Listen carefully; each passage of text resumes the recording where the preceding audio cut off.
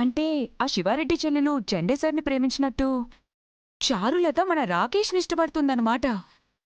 శివారెడ్డి వాళ్ళ కూతుర్ని మీకిచ్చి పెళ్లి చేయాలనుకుంటున్నారు కదా బావగారు.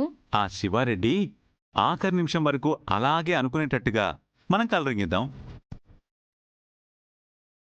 కాని చివరికి చారులత మెళ్ళో తాళి కట్టేది మన రాకేష్.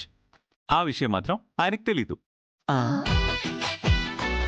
ఒకవేళ కట్టాక తెలిస్తే ఏముంది, తాళి కట్టిన తర్వాత కన్నీళ్లు పెట్టుకోవడం, కాళ్ళు కడిగి నెత్తి మీద నీళ్లు చల్లుకోవడం తప్ప ఇంకా ఆయన ఏం చేయగలడు చెప్పు? ఆదిశంకర్ రెడ్డి గారు ఏమైంది అప్పలరాజు? జెండే గారిని మా అయ్యగారు బయటికి తీసుకుపోతా ఉండారు. ఎందుకు? ఊరు చూపించడానికా? కాదండి, చంపడానికి.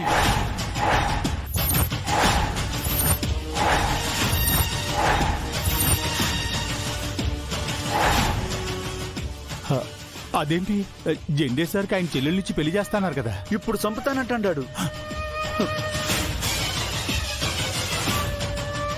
మీరు వెంటనే పోయి ఆయన్ని కాపాడండి. నేను వెళ్ళి ఈ విషయం నీలంబర్ గారికి చెప్తా. ఆగు, ఈ విషయం ఎవరికి చెప్పొద్దు. అదేంటండి? ఆవిడకి సంబంధించినంత వరకు ఆవిడ దృష్టిలో వాళ్ళన్న ఒక దేవుడు, చెల్లెల్ని ప్రాణంతో సమానంగా చూసుకునే ఒక మంచి అన్న. ఇప్పుడు నువ్వు వెళ్ళి ఈ విషయం చెప్తే వాళ్ళ అన్నయ్య మీద చెల్లెలికున్న నమ్మకం పోతుంది, గౌరవం కూడా పోతుంది. అన్నా చెల్లెళ్ల బంధానికి అర్థమే లేకుండా పోతుంది.